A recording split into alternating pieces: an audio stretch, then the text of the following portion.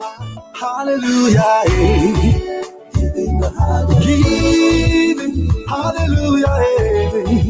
Giving the highest praise. Hallelujah. Giving the highest praise. Hallelujah.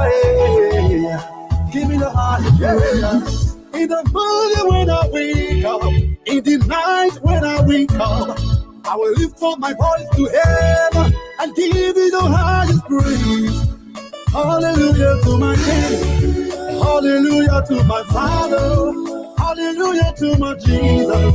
I bow before the throne. When I look at all the wonder and I see all the creation, the beauty of the universe, you never, never change. You never, never lie. You never, never change. You never, never fail. Hallelujah to my Jesus. Hallelujah. Hallelujah. Hallelujah. Hey, hey. Hallelujah. Hey. Giving. Hallelujah. Hey. Giving the highest praise. Hallelujah. Giving the highest praise. Hallelujah. Giving the highest praise.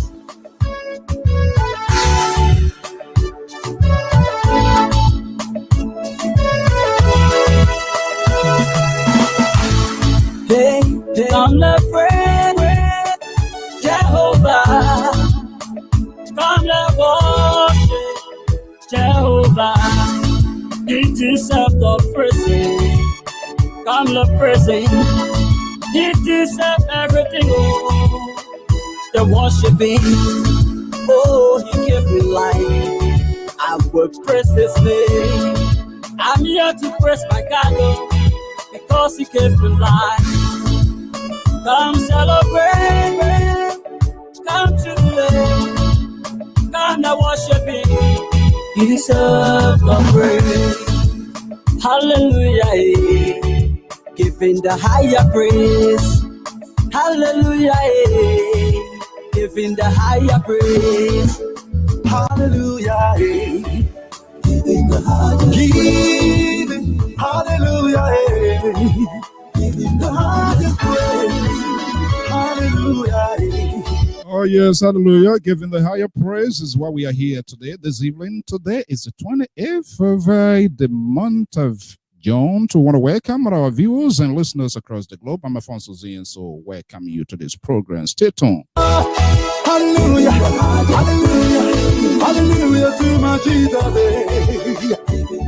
Hey, hallelujah. Sing praises to Jehovah. Lift up your hands and worship. Lift up your voice and pray. Hallelujah. I lift up my life for Jesus. I will worship you, Yahweh, Yahweh. Hallelujah. Hallelujah. Hallelujah to Jesus. Oh yes, hallelujah to Jesus. And that's how it's a song that introduces our program right here on the Lpr Popular Radio. We want to welcome our viewers and listeners across the globe. Thank you for sharing your evening with us. Stay tuned. We're going to be having a fascinating conversation here this evening, right here on the Diaspora Informative News Network, Liberia Public Radio. My team of contributors and analysts, they're going to be joining us here, right here from their various places, and we're going to be having this conversation here very shortly. Just do us a favor, invite someone. Here's Oman. Good morning. I believe it's morning or evening your side. Welcome. Thank you so much for your commitment to this network. It speaks volume to the fact that we are here to discuss news, information, and entertainment. What a beautiful day here in the East Coast here today, but it's crazy hot. But we just want to say thank God for who we are. We want to thank you. We want to welcome you. My team of contributors want to be right here as we take on critical national issues in our country and the rest of the world. And that what makes Liberia Public Radio. Mr. Didita Wilson Bali, welcome from Philly. Thank you for being here with us and all of you beautiful people. Sam, Kweti, Abraham, Sarah, Momalut, and of course, Adihat is one of our prime time listeners. And that shows the commitment, the quest of information. But where to get this information and how it's been processed, those who facilitate or who champion the cause of the information. It's also important because when we sit behind these microphones, whatever we say, it does matter because they listen and potentially people can act. So we must come with sincerity and clear-cut conversations into what is happening in our country and the rest of the world. I am Alfonso Z, and so very shortly we're going to get this program rolling here, but we capture some images here. The issue of the COVID is getting over the roof, and it is out of our responsibility. And where is the leadership in Liberia? The president is out. Lawmakers are out, leaving the country to vulnerable. Where are those who to encourage to do everything possible? But the interpretations in the quarters are different depending who you talk to, because this sort of traditions of giving political backing to our politicians and people that we support has helped to put sand in the gari and makes it very difficult, because there is a justification of every pie supporters, the actions of their people they consider as a political leader. But I'm wondering, I'm concerned, I'm going to be talking to my people. God forbid, if there was any incursion coming from Sierra Leone, coming from Guinea, from La Cote d'Ivoire, which is naturally known about the facilitating to rebellions against sovereign nation. I'm wondering, will President George Weah leave the country? I'm wondering, Nyombli Kanga Lauren, a major political actor, will she leave Liberia? Abraham Darros DeLond, if guns were firing across our neighbors, like in the case of 1989 incursion, would they leave the country? These and many more going to be right here at our talking point here. I'm Alfonso Z, and so of the Liberia Public Radio. Let's get the ball rolling.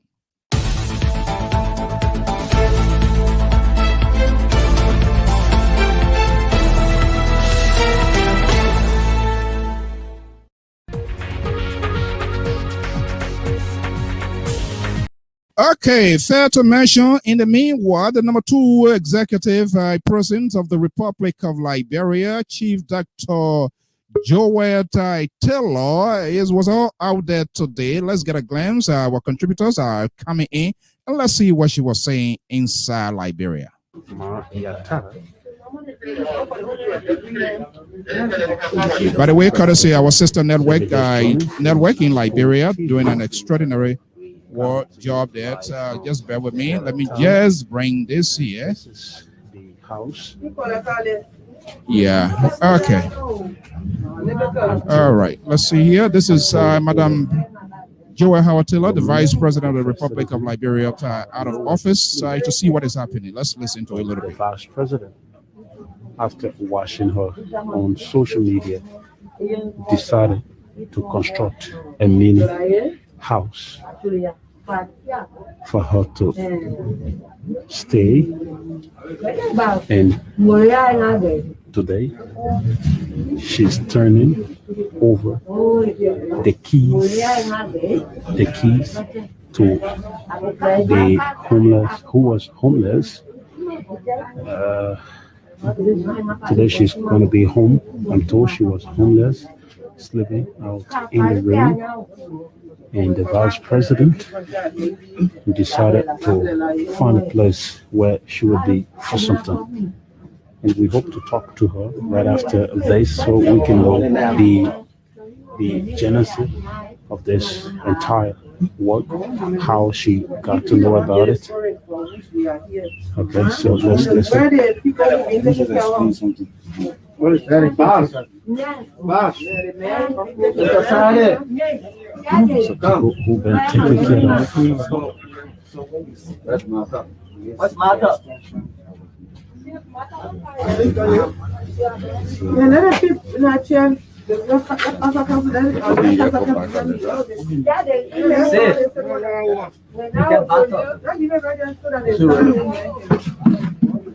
Okay.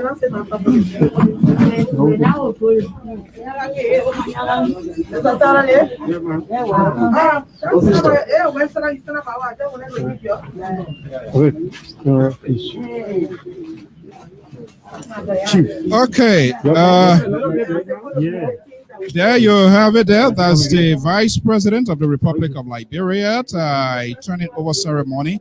Okay, let's get the ball rolling. Not to keep you bored, we're here to discuss some real-time issue here this evening. Let's get a program going. Let's get a program going.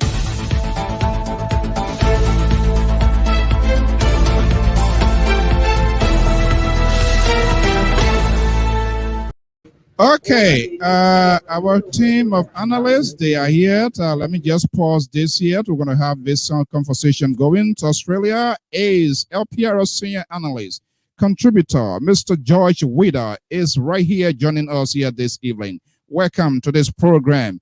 As well, in Atlanta, Georgia, Amos George is a senior contributor of the Liberia Public Radio and Lpr TV, best of all political commentators. Here, I want to dissect what is happening in the country and outside of Liberia. And sooner or later, the most liberal on this network potentially could be joining us here. But it seems I'm hearing that he got a tat on now because he's been caught into a situation where he's finding himself very difficult to defend. It is indefensible. Gentlemen, welcome to this program. As usual, this is what we sign up for. To have this community engagement. Mr. George, good evening and welcome. Good evening, sir. How you doing? Okay. Willa, I see good smiles in your face. I guess you get some good news for us here, but let's see how far we go. Letty Brown, Famulet, and all of our good folks inside Liberia. Welcome to this program here. Okay, Willa, I guess it's morning time, right? Yeah, it's morning time. Yeah. It's okay. 9. Yeah. Good morning. Morning, yeah. Yeah, I've seen some smiles. I'm excited to be here. I'm sure I'm going to miss the laborers, so that's why I'm smiling because I don't think he's going to show up today. Is that something you've been praying for so the labor can show up? No, I think the argument is getting difficult for him, so I don't think he's going to show up. Let's hope he shows up. That's good. Okay. Look, gentlemen, I want to spread myself all over the place here. I'm finding it very difficult to understand. Probably somebody can give me the interpretation. And of course, our audience, you are no exception to this conversation. We'll try as much as possible to open the phone lines to get the reaction. Hey, look, it's like my land, my country. I'm not speaking for you, Widow. I'm not speaking for you, George, not even the audience. But I strongly feel my land is being deserted, it's being abandoned, it's being neglected. People who are supposed to be in the front line to get a sense of direction, they're nowhere around. We bash the CDC-led government of George Weah, of people say he's an app, lack of leadership. Yeah, we are. Boom is in the throat. It is in my esophagus now. Nyombli Kanga Lawrence, after getting her 15K, I don't know whether the balance 15K is being deposited. Abraham Darros Dillon, after getting his own of 15K, they are all out, and we are hearing to say they're going to buy. They are in a place there. But this is what Nyombli Kanga Lawrence wrote on her Facebook page. I saw that. Prepare your families for a lockdown in a day or two. Get food that are not perishable: rice, farina, grain, plenty, edibles, sugar, milk, oil, sardines, luncheon meat, butter, cornmeal, oats. Do anything to stay home. Let's prevent. Whew. Okay. You wrote this piece or pipe or whatever you want to call it, and you're here having a nice breakfast, cool air blowing you. You left your people. You did not go there to stay with them. I remember in the height of the COVID in my own state of Rhode Island. I am not speaking for Atlanta. I'm not speaking for Georgia because your secretary did a great job when they were trying to turn the election over. But I remember my Senator Jack Ray and David Cicilline and congressmen, city mayors, community leaders they were doing virtual, and they were encouraging people. They were telling people to encourage people, tell them to hold on. And they were doing everything to galvanize federal assistance. Here we are Our folks who are politically and calculatively incited, created a sort of loophole within the Constitution to be triple paying themselves. We're all sort of fun, giving it different types of code name. And here we are, we have the Commander-in-Chief of the Armed Forces of the Republic of Liberia, who happens to be the father of the land. In the height of his Sergeant survey, delegations going to this summit, the Generation Equality Forum. As a matter of fact, this group under the auspices of the United Nations being around since 1975. I understand that. It's not a compelling case that this president should either leave the country. But here we are. So how can the oppositions argue to find a fault to limit and define these people's error? And I'm waiting for the Liberal to come here. Gentlemen, let me pause a little bit. George. Yeah. Is it a strange thing? No. This is what you get. You know, they say garbage in, garbage out. When you elect people who are not competent and capable to lead, that's what you get out of it. And I'll be very blunt. I'm not going to sugarcoat it. Whether you like it or not, that's Amos George. Just show you that these people don't care for the Liberian people. Hold on there. Those people don't speak in an executory tone. Don't speak in a tone that's going to confuse my audience. These people, who are we talking about? Hold on there. I'm going to break it down. Don't worry. I'm not sure whether the old man law out there answered without prayer this morning on his end. Guess who's here? Guess who is here?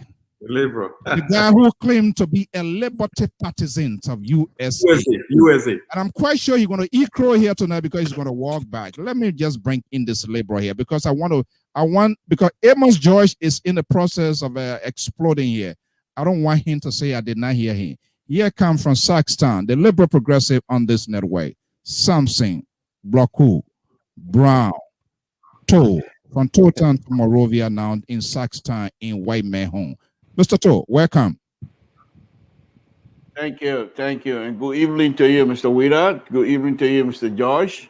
And the Liberal is here to be the counterweight of all of the central right, far right, and then the CDC. I'm here to be the counterweight for you guys tonight. Okay, as usual, that his trumpet anyway. It's not a strange thing yet. Pa George, go ahead. Yeah, let me start from bottom to top. Senator Dillon left the country in the midst of the pandemic. It's just wrong. Because right now is the time that people need the leaders to talk with them, to give them direction, how the country should be moving, how they should be going about their businesses. I don't care what relief you are going for. I think you should stop that trip and stay in the country to gather our support for how to fight this COVID-19. Because there are a whole lot of mistrust in our community that is Liberia. Coming from government side, and because of this, there's not much preparation. So at least stay there with your people and try to see whatever you can do in your own way to talk to them, to observe these protocols, because that's when you are most needed. The same thing go for Jamaica. All people got it $15,000 each. 15,000 or 33,000, we are talking about it. And 33,000, what? Are you talking about Liberian dollars or United States dollars? I'm talking about 15,000 United States dollars each. Okay, all right. And they said the total should have been $30,000 or $33,000, but what are the got the other one? We don't know yet. But they took $15,000 each and saw this thing coming the wave in Liberia already. But they decided to go dash it, or they said, oh, we're giving it to do this project. No. That's why we stayed there. Gave this money back Their money should be given back to all the people. At least, if there was a good government, they would take it and give it to some international organization. Wait a minute.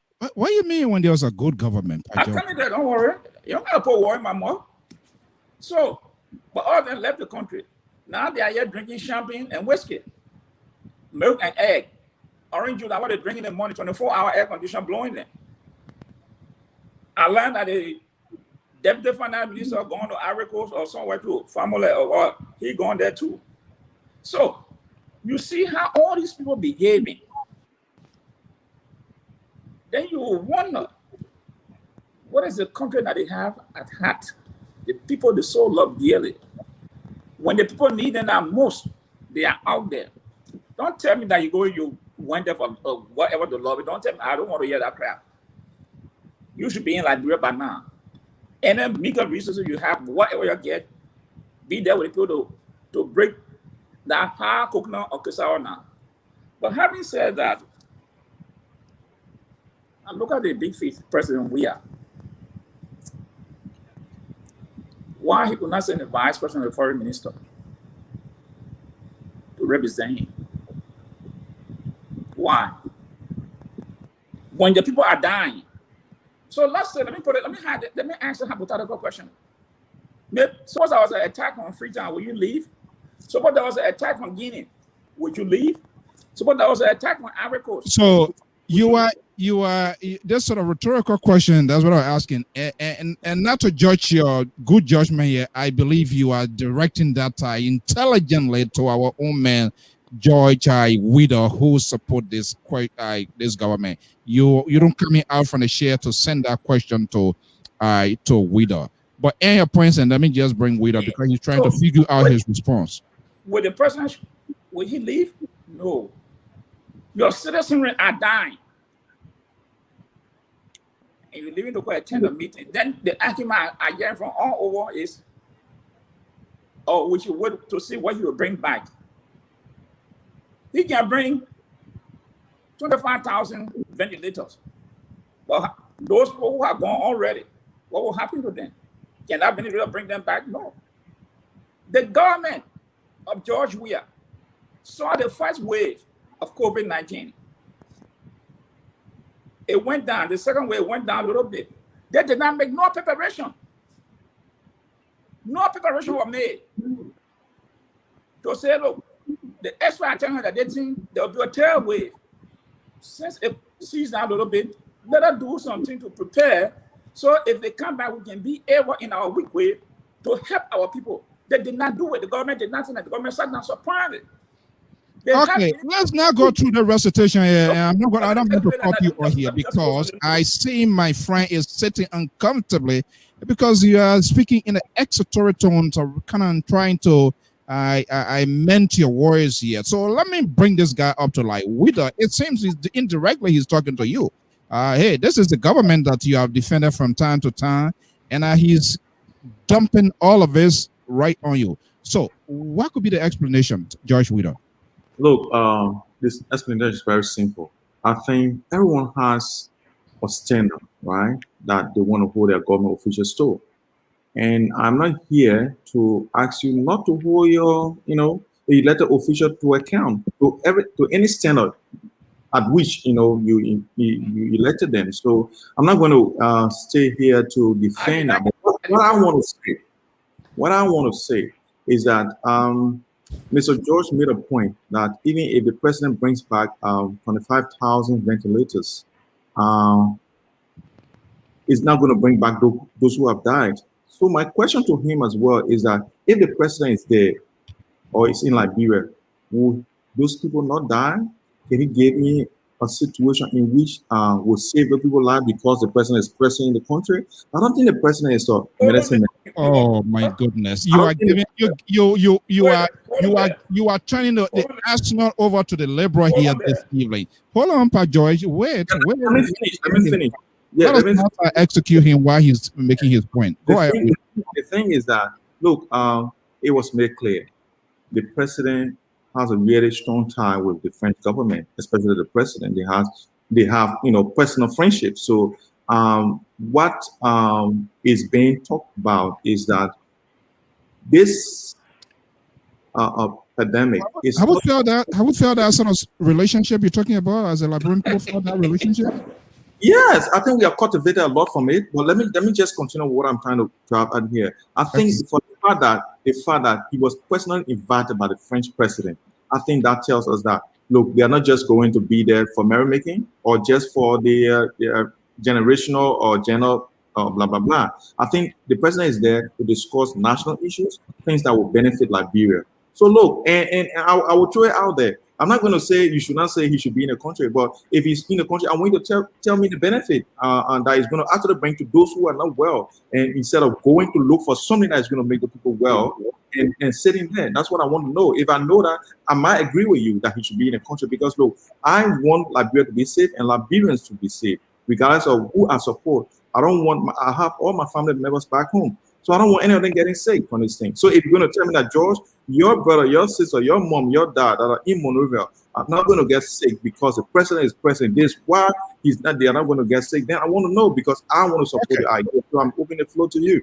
Okay, let's not go through this recitation here. The liberal is that undercutting his eyes. I'm not sure whether this is resonating with him that well. Okay, the liberal.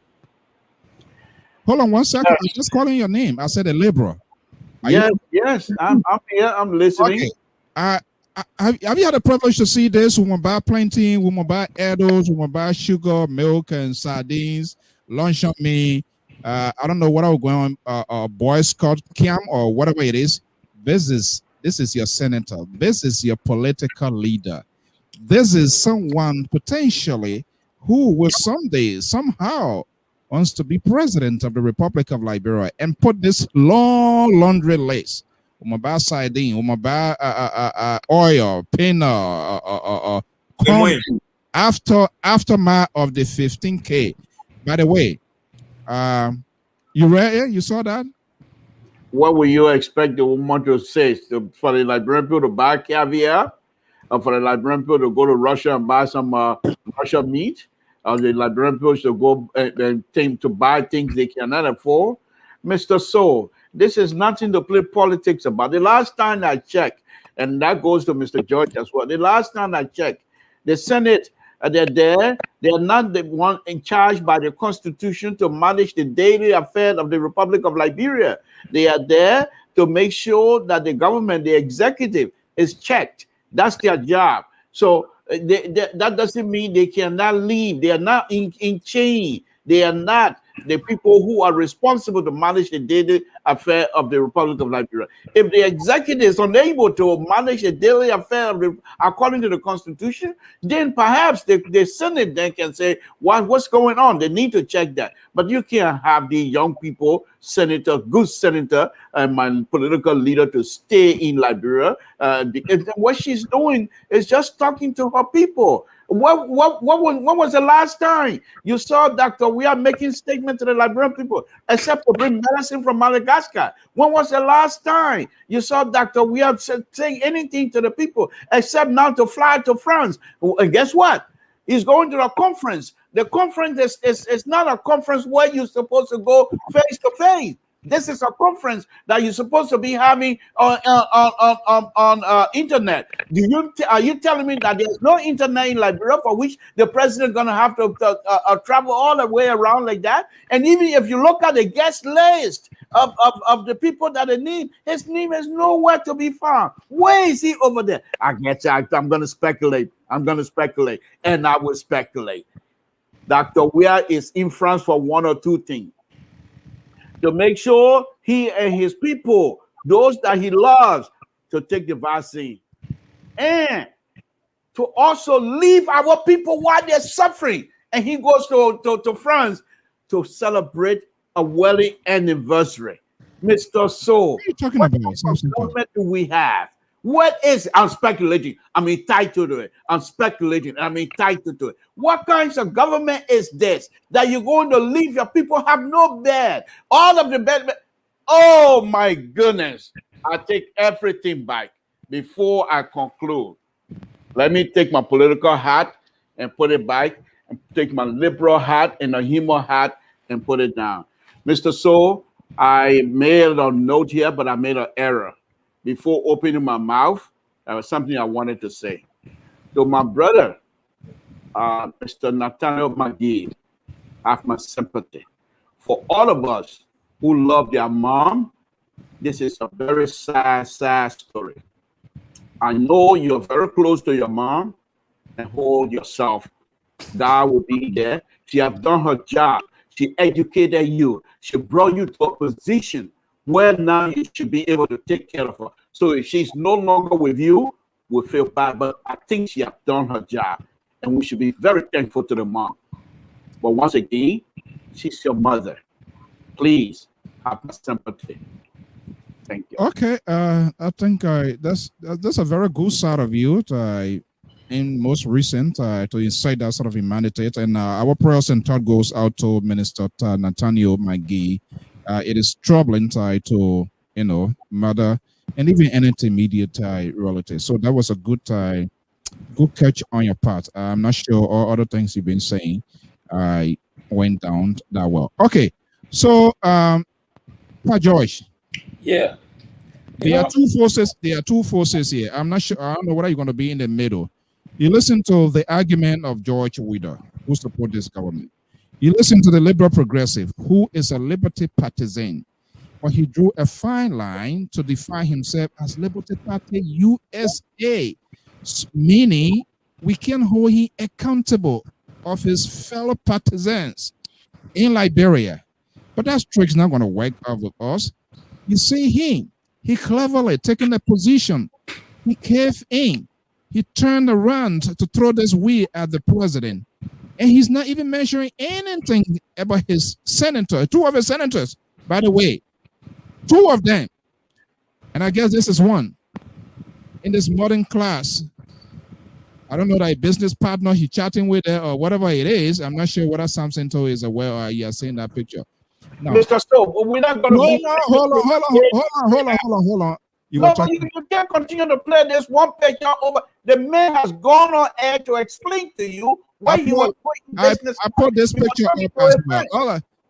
You can't tell me which to play, which not to play. You were talking, I gave you a piece. Right? You made a point. So why are you afraid of Amos Joy? So look, but Amos Joy, this is the kind of politics that we have in Liberia. But we have people who will always take position or defend to the tip of their political leaders or people that they strongly believe in. How can we be that so disingenuous that we can call these people out sometimes of their action? Well, that's individuals. That's what makes us different. Some of these people are fanatic, so they don't see anything wrong with their leaders. Whether right or wrong, they don't see it. All they know that they support them.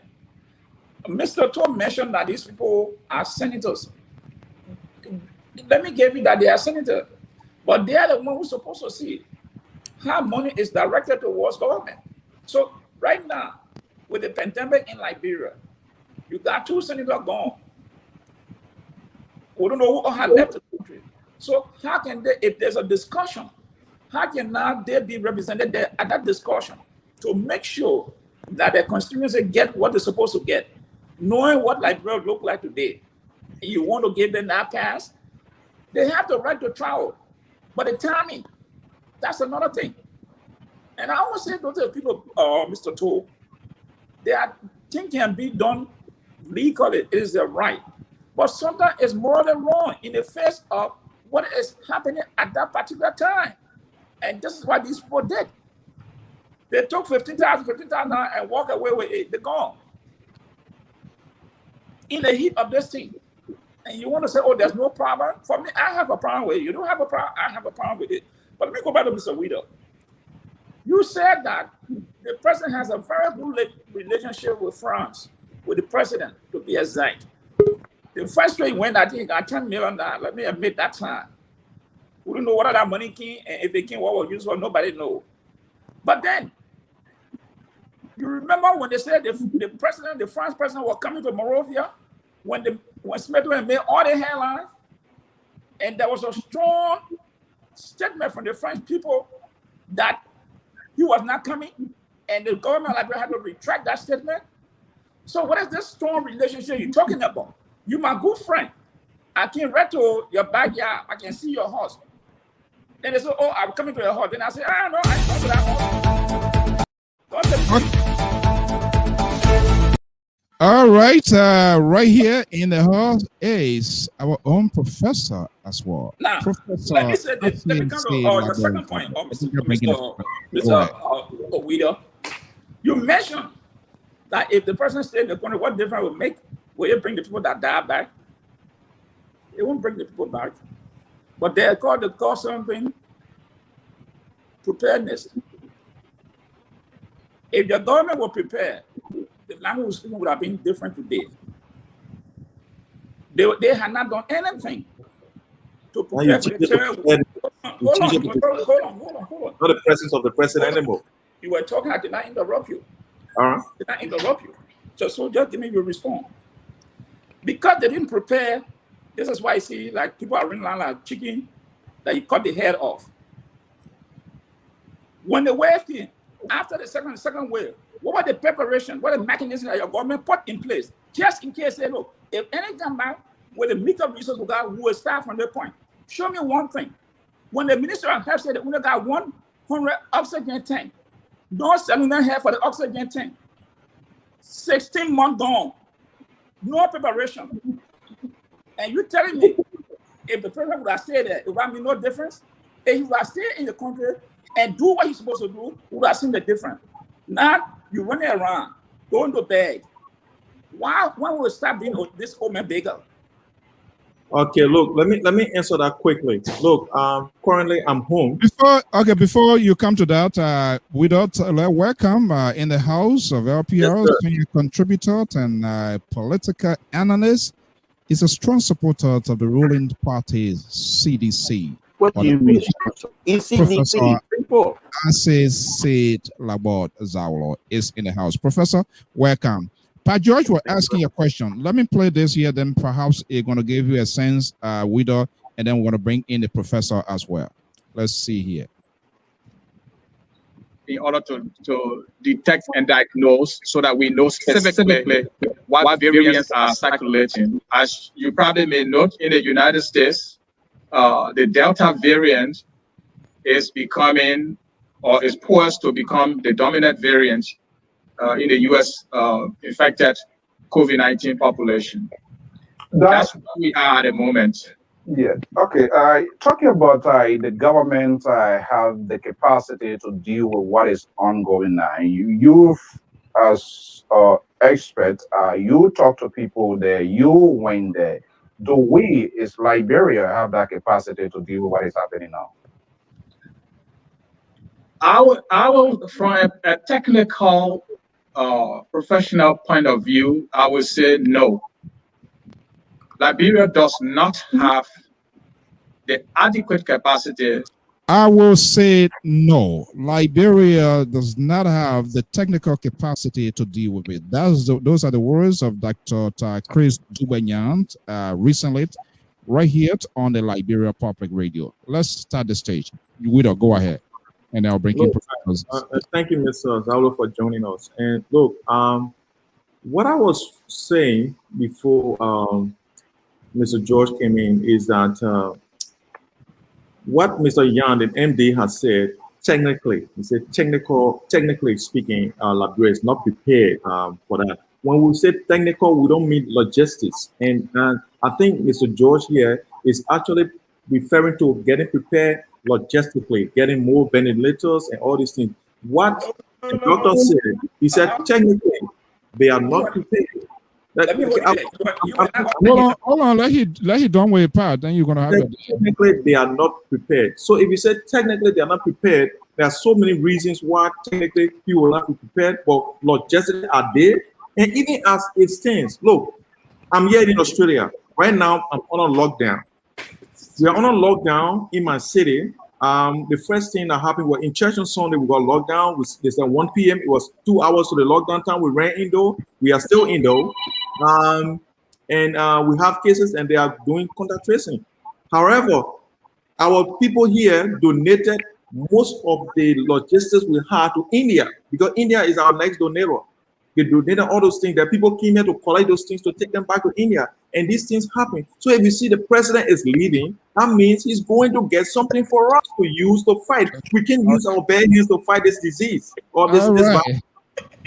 Okay, so let me bring Professor into this forum here. Look, Professor, we were all speculating. The Lpr came out here, say 37-man delegation going. These are friends and assemblies and bodies of the president. We now know by most likely 9%. But look, let's have a conversation here and draw or deploy some sound of rational reasoning. The president is out of the country. Two major political actors out of the country in the midst of this deadly virus that is surging, claiming lives, and we yet to know. So my question here, I'm wondering if it was some sort of incursion, God forbid, from Cote d'Ivoire that is known, or Guinea, or Sierra Leone. Do you think the president and these two senators have left Liberia to come look for what? Was that a good judgment? Let me start with the president. The judgment of the president to come to a conference that more or less is going to be a virtual conference. Was that a good, rational judgment as commander-in-chief of the armed forces of the Republic of Liberia to attend this conference? Is it a compelling situation? I would say this: the president is a very smart man. I'm sure he has more information than you and I have. Mm-hmm. I'm sure he used the information at his disposal to make a very rational decision. Yeah. I cannot tell you that he should leave or he shouldn't leave because I just don't have all the facts. I've repeated those things here. You got to be very careful when you are speaking from a perspective that it doesn't make you privy to the information that can lead people into making those decisions. First of all, there was speculation that the president was carrying a 37-man delegation. Now it has been proven that that's not the case. And so I can't judge him in that direction. On the other hand, I will say, if I was a commander-in-chief, COVID-19, I would see COVID-19 as an invading force. As a commander-in-chief, I want to be at the head of the front line. But then again, who knows? My generals, the other generals that I work with, might advise me that I might need to take an exit to get ammunition, to rebuild our arsenal, to fight against this thing. So you Professor, you are finding yourself in two places here this evening. One hand is waving a red flag, and the other hand is trying to surrender. No, I'm not surrendering. I'm only telling you the kind of things that go into this kind of decision making. It's a whole lot of things, a host of things. The president is traveling with a team of people who I believe can be very assistive in this battle against COVID-19. He's going with the experts.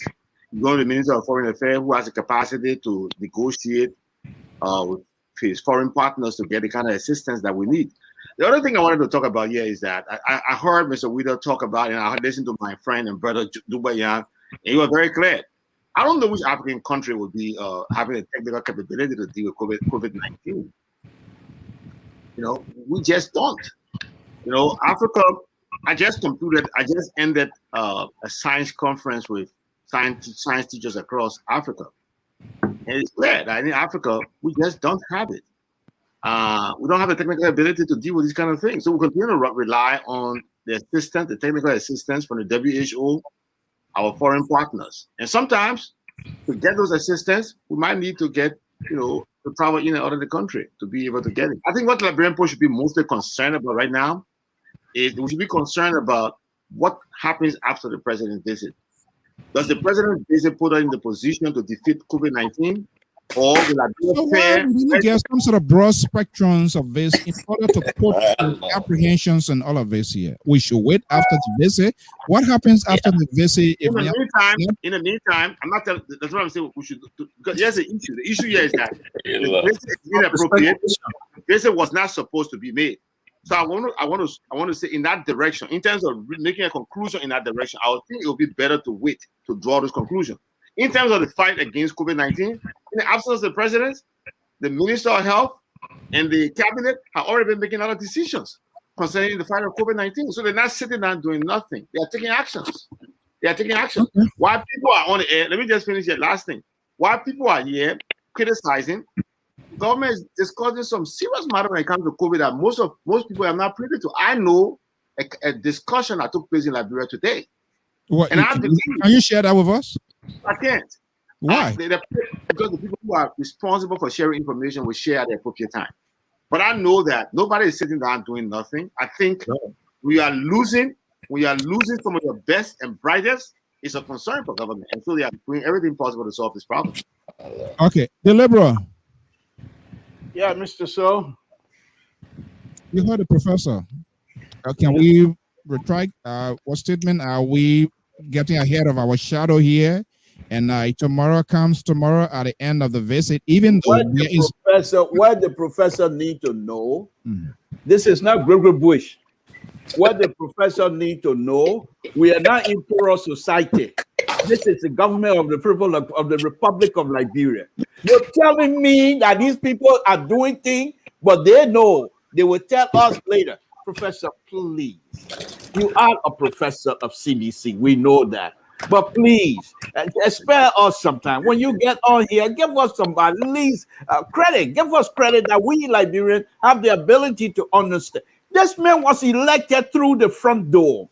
He didn't come to this position through the back door.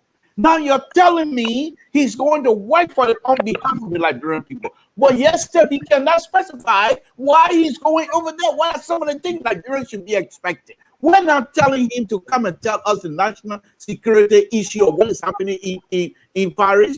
What is he going for? Who is he going to meet? And what purpose? He doesn't have to say nothing is guaranteed. Give Liberians some credit, my people. Your CDC, your tongue getting shot because you refuse to give us credit. You refuse to let us know that we, the Liberians, have the ability to think for ourselves. You're going to come out here in this public manner to say you talk to some people. What you're going to tell? No. The people who are supposed to tell you will tell us. Mr. Professor. I'm not official government. I am not a government official. I understand that. But what they can't tell us, I will help you. I will help you, Professor. Since they can't tell us, I will help you. The president went to France to celebrate his wedding anniversary. The president went to France to take over. Where are you gathering your information? It doesn't matter. I'm allowed to speculate. Because they refuse to tell us, Mr. So, they refuse to tell us what is happening. I'm going to improvise. Who's going to stop me? And I'm not alone. Meaning Liberia will improvise. These are kinds of stuff, Professor, you know better. Mr. Wida, you know better. These are kinds of things you're supposed to be ahead of it so that you stop the confusion among your people. They're dying already. You know what people are saying tonight in Liberia? What the president hold on one second. We know Can I come in? Yeah, come in. Because he's been throwing this kitchen sink at the professor. Yeah. So let me just read this from the executive marshal of Facebook page, the publication I was done.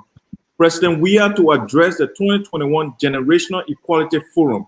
He departs for France. We somehow read that thing. So just say, don't read it to us. Go read it. That is telling you what that is telling that he's going to address the forum. I read it. And in that publication, you will see that everything he's going to do is stated in there. So if you don't read it, then you will know. So everything is not enough, Mr. Wida. Hold on one second. It's not explicit, Mr. Wida. We all can read. Which publication you want to let's have a fair discussion here. I come from this room and go to the other room that way you want. Play-by-play description. So, Professor, you are also liberty to what you want. Professor, Mr. Stowe was signing something here. He can speculate any kind of way he wants to. That is okay here. But what he did not also point out was his own people, his own political leaders who also live here, and he was given a justification that these people, they are just on the senator. And that's the first branch of government that should also be holding the executive accountable. Now, how can these people make a successful political case? Even though he's been arguing here, CDC is reaching their political end times, but how can they also make this sort of successful political case comes 2021? And I'm quite sure during the heat of your the COVID, your lawmakers, senator, they came down, they were all in the community, they were doing all sort of publication to encourage people. But how does this visit, in fact, will impact, even though we yet to know the details, without quoting, we are ready. I look at this as a conference being existing since in the 40s by the United Nations. That's okay, it's understandable. We have the number 2 person as the vice president of the Republic of Liberia. More or less is about equality. When would this vice president be showcased? It doesn't matter. The vice president was just in the South African region representing the Republic of Liberia.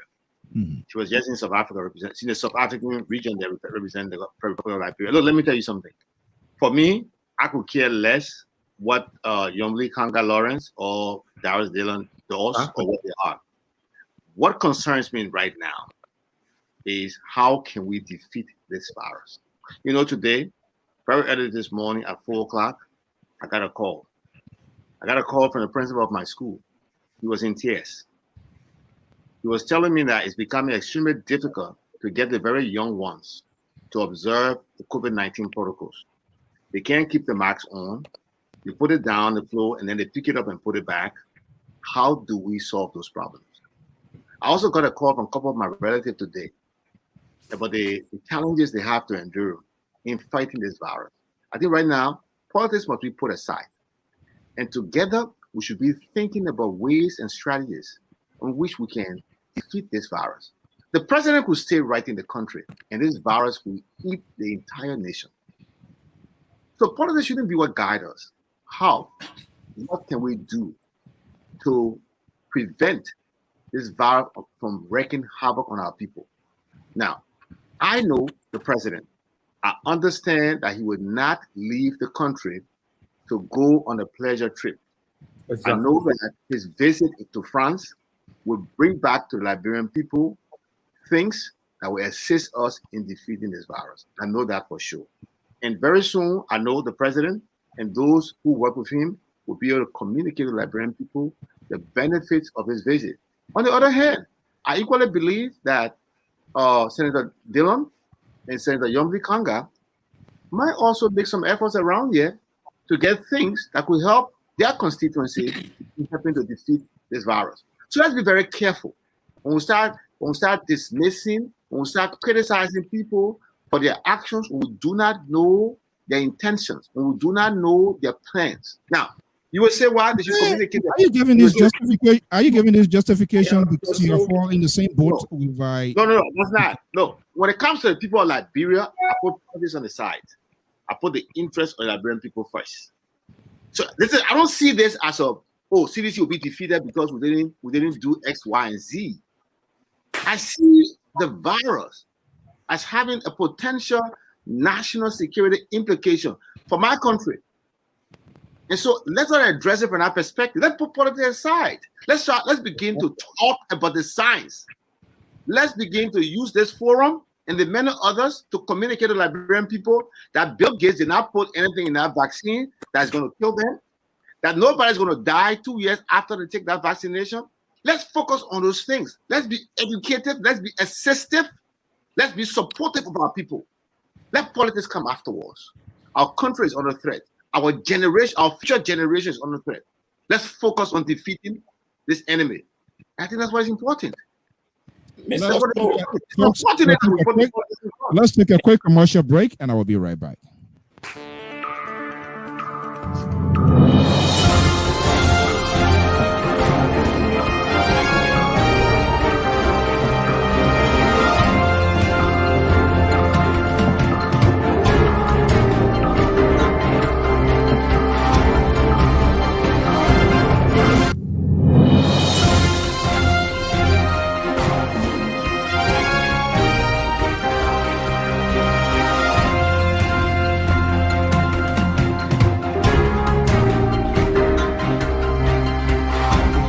You be more be playing Chiblanca Jirake now on Britannia again the Parado Butcher ba webe wada corona faroke jiji where that biramuni no ojeke wema corona faroke or se penny unit or the baku ke on your private ba waron kananake oje ke webe ma coronavirus ke de be nyi twen ke mo ni jo yu wa blin son be aye nyoni kenji ko ni pra o kenji san ni pra ni me jo yi ka be de ro da pa nwe Menje de dian ben gin ke kwa menyu wala ka je nyu ke kwa mo yi gwo nyu ka be na blike de du yin mo yin ben ge de to be o be nyu ben ge wala ke ben go yi blanye ben go mbu chen o kinki mo mo nda ben ge nyuru mo kwa ni to de son yo mo de sui ke nin mo yin drian kwai bo ti sembla ju ke nyi fie bo mu ke na le soni dre kwai nyi de ro yi pon ni me dre kwai o kwin mo we sembla ke ti sembla ke me dre kwai bo ti pra kwin o tan yo mo nda ben ge de ben nyo pra ye bengere mu o nyeni mo ni so ke me ba won juke ni ko mu o ni san ni o munio ke mo monda benge ni mi memero konne o ni mi no ji meke nje ku o je monda bengo ta o bengo yidu bengo di se pare sa igu de ba ke nyuru o ji fi ba ble o ji yo wa be na wo je nyuni ke yi ka tre ni be pa pide mu wura be ni ta to be o wa ko mu monda be ro mo bengo ke bun fwen cha ke juke de ro jiji debe panton be mu oble frokpa be koni be mu be ko komna nyobe o nyobe be wane penye be ko wa bo chenwura nezuo bamba mi obodu toje botina ka mu pona ka debe so nye omode Ministry of Health program robo ke mu anye pokra wa na wura wa mu sonati na ji na be amplede. Okay, there's a message there from the Ministry of Health and Republic of Liberia. This is serious, and we have to do this. And hence, it is this one. It doesn't have a boundary. No CDC, no Liberty Party, no Unity Party, all of that, because these people, they can't even help it. So we all have to enhance to do everything possibly we can to create that sort of awareness. If we're even talking to our siblings back home, to do everything possible we can to let them know. Okay, yeah, Pa George, go ahead. Let me say this. You know, people say we should not play politics or lead politics at all. And we should try to talk to our people. Some of us have been making a random phone call to our people telling them the danger of this virus. But let me say something. Mr. Toh, you and I had Dr. Now on this program. And we asked him some questions about what was taking place in Liberia in the face of this pandemic. We talk about technical support. We don't have it. Yes, I know Liberia is poor. There's no question about that. So resources are very scarce. But at the airport, I asked Donya, compared to other African countries, when you get a corridor here, there are two sampling centers there, not testing. What they do, they take the cotton, rub in your nose, put it in the bottle, and send it to Monrovia. They have 72 hours, they say, before you can get your result. What happened? Someone, you get them the sample, send it to Monrovia, you tell the person to go. They say, well, rapid test. And that's the question I posed to him. Go back to the video. He said, no, technically it's not a rapid test, because when they take the sample, they will put it in the bottle and send it and tell you 72 hours they will get in contact with you. So what happened? If someone has that virus going into the population 72 hours, how many persons that person have gotten in contact with? How many persons have been affected already by that virus? See the problem. Yeah. Then I asked, I said, you went to Ghana. What is the situation in Ghana? Mm-hmm. He said, Ghana, by the time you disembark from the plane, right there, people are there. He said, more than 100 booths are there doing the testing. He said, by the time you fill in your application, they take your sample. Before you get to the immigration, you are getting your result. Negative or positive right there. So in that case, they will be able to, if that person is positive, they will say, go this way. And they start the contact tracing right there. Liberia, no. 72 hours, my niece is in Monrovia now. She went for a funeral. She got at the airport. We have a same discussion here. Before she left, she got there, she called me, Amos. I got to the airport, I paid the $75. They told me 72 hours, I will get the result. Then I said, but this is the same discussion we're having. It means that the government had not put anything in place. And up to now, she had not gotten the result. She went last week. Up to now, she had not gotten that result. So what happened? If she had a virus, any virus going into that population, all those people she had gotten in contact with, they will be affected. This is why some of are talking now. The government has not put any mechanism in place to help to curtail this virus. Okay, let's get 15 months. 15 months. Let me respond to that. 15 months. Let me 15 months. Let me respond to that. 15 months. Yeah, This go is ahead. not 15 months. This is nothing that it came not coming out of the blue. 15 months. What are the measures that our government did put in place with the meager resources they have to say if the government, if this can, this is what we can do. Nothing has been put, but take 15,000 and dash it to whisper laws maker. These are some of the things we're talking about. We have to be honest. We cannot divorce ourselves from politics, Professor Zaglo. If the government is doing the right thing, fine. But there was no preparation. And today, this is let's hear from Professor Zaglo. Professor, go ahead. First thing, I don't know. Your niece call you Amos? Yeah. Oh wow. Wow. Is she from Liberia? Is she from Liberia? She was born in Liberia. Okay. I don't call my older sister by her first name, so I don't know. I don't call my sister by her name. I call her sister. Yeah, so your niece calling you Amos, it's a little strange. I'm your uncle Amos, whatever. It's a different word. But my niece. Let me come to you now. She called me uncle. The one that did that, but this one is she's different. Yeah. Okay. But let me say this. Look, Amos, Mr. George, when we talk about politics, the Lpr Progressive is what the Lpr Progressive was doing.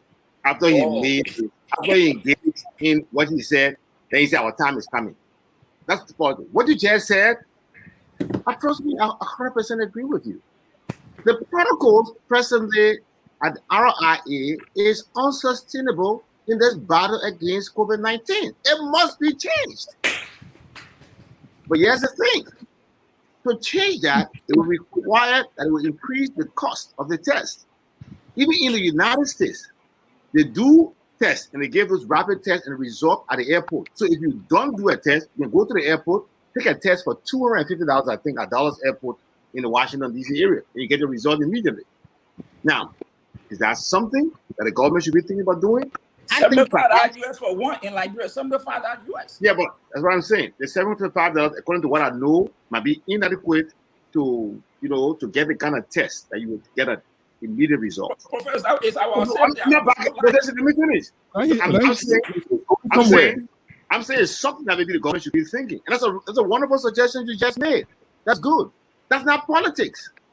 You are making a meaningful contribution. I think that the government should hear and see what they consider. And some of them are doing the same thing. So I think that's fine. But when we start to want to restrict the president's movement, when we try to accuse Darius Dillon or Yomi Kanga or coming to play in the United States when somebody is ravaging the country, when we start to say that CDC will now win because of this, I think we are playing politics with it. And I think we shouldn't be doing so. We should be bringing up ideas that will help and solve this problem. So I 100% agree with you. I think we need to... Wait a minute. Wait a minute, Professor. Yeah. I see some sort of little double standard in there, and probably I might be going wrong here. Let me hear it.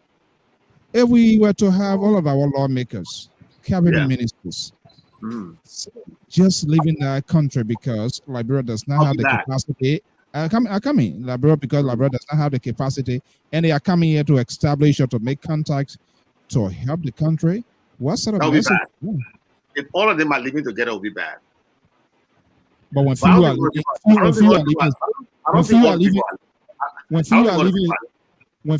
it's okay.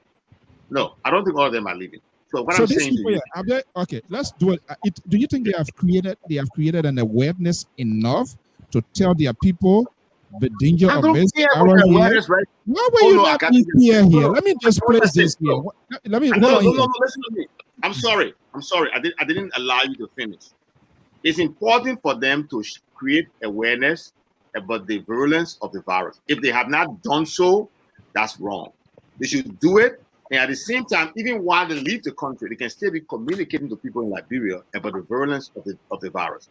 Their presence in the United States in this day and age does not in any way restrict them from having impact in this fight against this virus.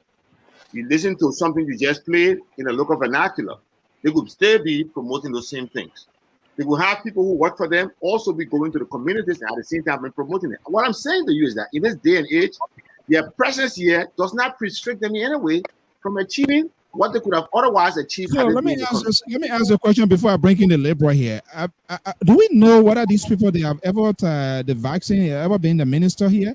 This is President Buhari of Nigeria, demonstrating, illustrating, showing a clear image to say, I am taking this vaccine as a president. It sends a message to the ordinary Nigerian that indeed. But you have people like Serena Cephas and other people say they want to take the vaccine, people will die in 2 years' time. A high-profile government official, Solicitor General, that I don't know whether the president, presidential affairs minister, could not definitively state as to whether the president vaccine is being a minister. I don't know, maybe the liberal, but you want to walk a fine line because you're a Liberty partisan here in the USA. What at Nyambli Kanga? Because all of these people, they are photo freak. So if they do it, just how they can showcase some of their other pictures too when they do it, when they administer their vaccine, it makes it difficult for some of us who are in this talking point here. Now, yeah, okay. Now, I can tell people to take the vaccine. That means that I administer my vaccine. My vaccine is being fully administered. I can tell people like, hey, go take the vaccine. But how can I tell people go take the vaccine and there's nothing shown that vaccine is being administered? Don't you think it's a double standard? How can we believe these people? How can they argue that out? Yeah. Okay. Yeah. And this is your liberal because he's going to tell me that he took his own vaccine first. When I see him taking his phone, I know exactly where he's going to. So that's a liberal there from Totan, where all in die clothes that administer his vaccine. So we can come out here publicly to tell people. I'm a little bit surprised. I'm a little bit surprised that you didn't put the good senator, the experienced senator, the vaccine picture? Senator. The vaccine picture? I'm surprised you keep putting that picture, but you're not putting it the one where he displays himself taking the vaccine. I'm surprised you're not putting that up there. I hope I get it, but this is what I have here. At least ANC Benedict Cummings and the president sharing notes, in this sort of awareness, which is encouraging. And you have never even. That's not enough. That's not enough. Please don't try to circumvent my talking point here, please. And it's not going to work. I have my talking point. I'm going to display it, and I'm going to tell you that. Look, I'm not here for Kumba here. This is no politics or what have you. The professor wants us to take politics out of it. Let's go into the leadership abilities of this government, if at all they have one, which I doubt. They are inept. I'm not here to play smart. They are inept. They are unable. They have no ability to lead. Now, if these things were something, now let's look at our culture background. We know ourselves. We're Liberians. Before the war, if you touch one Liberian, you touch all. Even now, in any diaspora community, if a Liberian man is touched, everyone, whatever tribe, it doesn't matter. We all come together. This virus, when it started, you would think this leadership will at least try to embarrass the opposition to say, look, this no time for politics. Let's have a meeting. Let's have a meeting. And the president is ahead of this conference, all Liberian conference. And the president sat ahead of that table, having all of the opposition showing up. And the president pointing finger at them publicly, not trying to degrade them, but to say this is what we need to do in order for us to get out of this, because we do not have the capacity. Nothing, no leadership shown, nothing whatsoever. Liberians are looking for leaders. Liberians are yearning for leaders. When you call Baikun, I called Baikun the other day, and I'm trying to make an arrangement for Mr. Sue and myself to be on one of the local radio stations over there in Total area for us to impact our people. They were telling me, Wow, that's my first time hearing it. Oh, so you take the vaccine now? I say, yeah. Oh, nothing happened to you. I think I myself will try. And some of the big shire, they tell you also when you take it in 2 years, you will die. Look at that kind of situation that is happening in total. People in total most likely might not even want to be bothered with a vaccine. And they might not even be bothered with putting on masks and stuff like that. I got a bad news for you here. This is what we're trying to avoid. This is what we're trying to avoid. So you're talking about taking politics out of it. Your shows, the CDC, show some leadership, and we will follow you. If there's no leadership, we will help you, and we would dismiss you. We would defeat you. I say so. Okay, you see, I mean, before you respond to that, Zablo, I'm getting the message here because I will talk these things here. People monitor or people listen, and it does have an impact. And this is why every other person who in this business, the conversation must be civility, and that's what I like about my folks here. But this is what coming from a former senior government official monitoring. It is not politics when you are holding your government officials accountable. The safety of the Liberian citizens should be the supreme concern of both two senators and President Weah. The government is restricting movements and liberties of citizens in Liberia, but Senator Kanga and Dillon are in the USA on what appears to be efficacious when people are dying of virus. That's not politics. See if you can plate your editorial and get a feedback. And I will be coming to that editorial here as well. So, Professor, go ahead while we try to get prepared for this. Look, let me go back again what I said. I said that when we tied what is going on right now to who's going to win or who's not going to win, that's playing politics. I think what the Liberal Progressive just said again, I support you part of I believe it is important for the CDC-led government to show leadership on this issue. I believe my party, as a ruling party, should do more in the fight against this thing. And I think it's incumbent upon me and every member of the CDC to encourage our leadership to do more. All right? I 100% agree with you in that direction.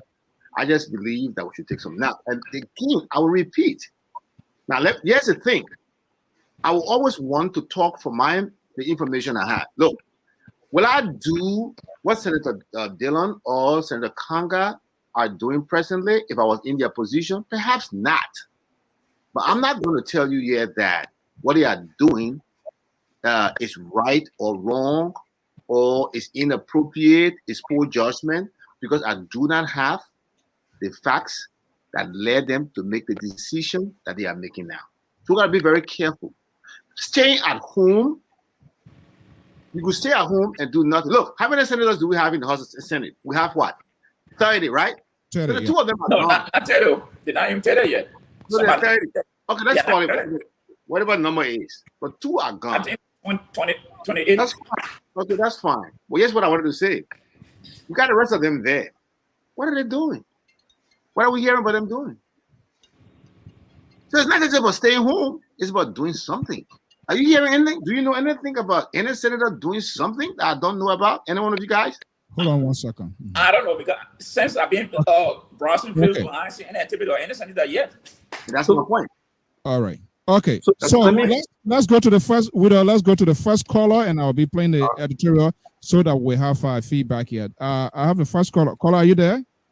Okay, the caller gone. So let me just hit the editorial quickly. Star editorial entitled, "A comprehensive approach is required to defeat the surge of the coronavirus." Prince, you have to hold on yet. We'll get through with this. Caller, please hold your line. Liberia is witnessing a surge in the coronavirus infections across the country at an alarming rate never seen before since the outbreak of the deadly virus. African Star is observing how ordinary citizens and major health facilities remain unprepared. Now, one number you need to hold on to. We are playing here. You have to monitor as well before you call, please. Individuals, and with the new common refrain of no beds or oxygen. the country's largest medical referral facility, the John F. Kennedy Medical Center, is drawing sustained mockery and derision over its chronic inability to be of any use to citizens, even during the pre-pandemic period. According to the latest international statistics seen by African Star as of June 25th, Liberia has administered at least one dose of the vaccine to only 1.5% of its nearly 5.12 million population. That is only 74,372 persons.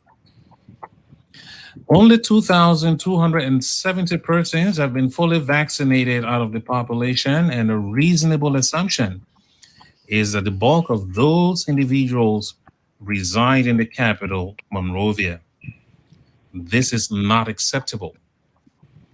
A Ministry of Information release over the weekend said the capacity of the incident management system is being boosted by additional rapid test machines in order to quickly identify and isolate those infected, while concluding preparations to open more treatment and testing facilities across the country. All this is happening as the government increases public awareness about the modes of transmission and enforces prevention protocols, the ministry said. However, African Star has observed that despite the government's claims, there is still no firm indication that President George M. Weah, senior members of his cabinet, and other government officials have been vaccinated, since there has been no deliberate effort to highlight their faith in science or the vaccine to encourage skeptical Liberians to follow their lead.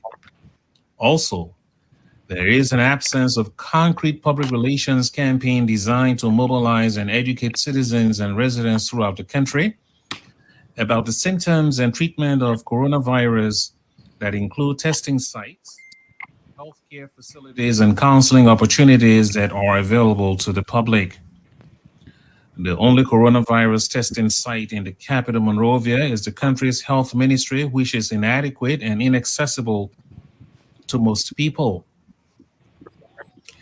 We further observe how in May 2020, the Weah administration publicly embraced an unproven COVID-19 herbal remedy from Madagascar when the government chartered a private aircraft to bring in a consignment of the tonic, which was received by the president himself. In fact, the former Director General of Liberia's National Public Health Institute, the NPHIL, Dr. Musoka Fala, at the time endorsed the herbal remedy as good news for Liberia and West Africa, but it turned out to be nothing more than a publicity stunt.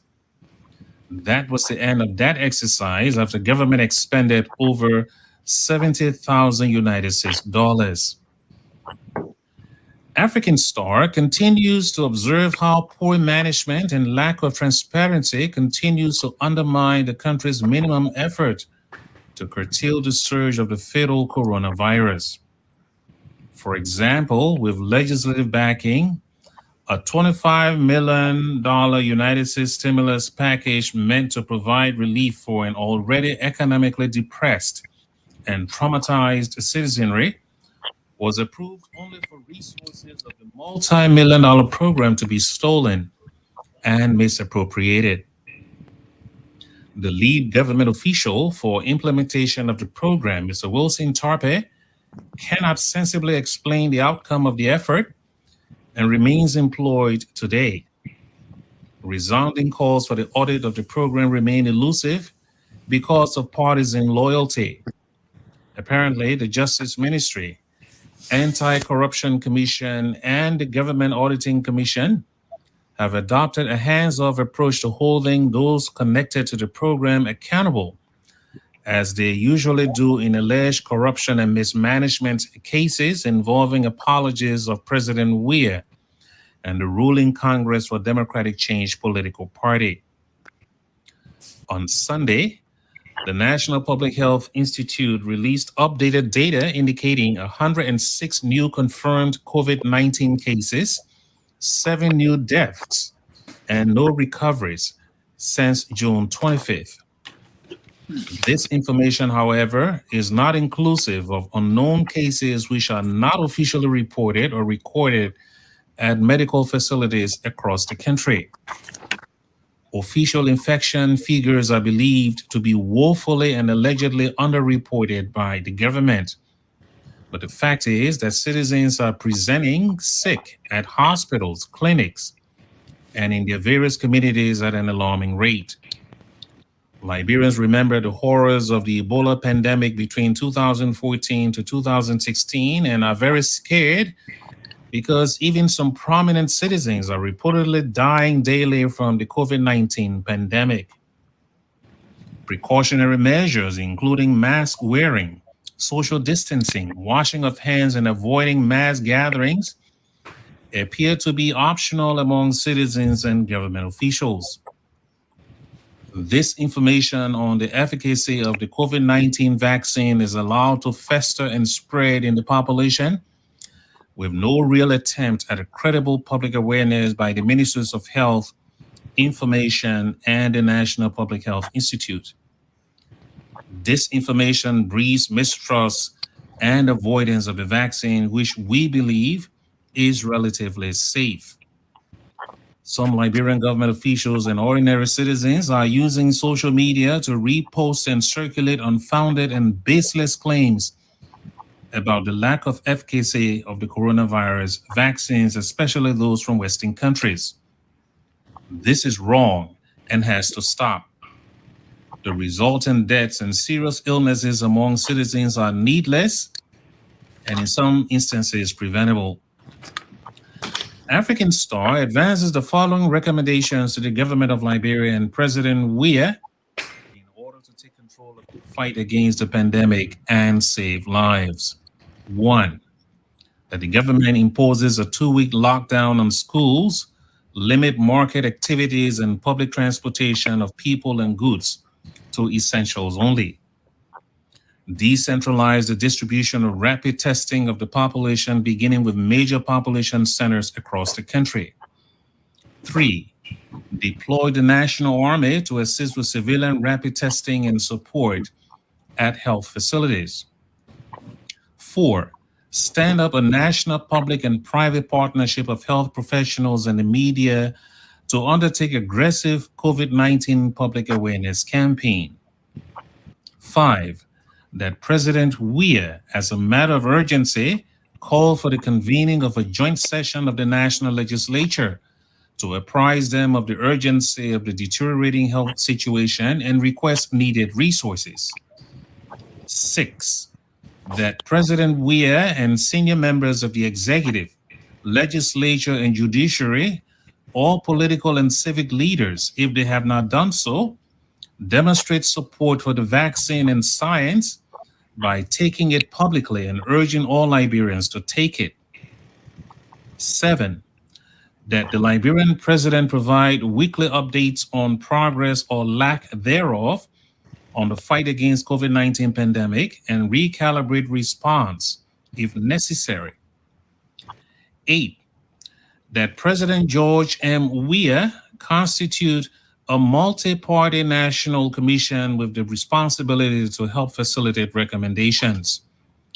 9, that the president issue an executive order to suspend non-essential travels of government officials, including the significant reduction of the number of officials who may travel until the situation is brought under control.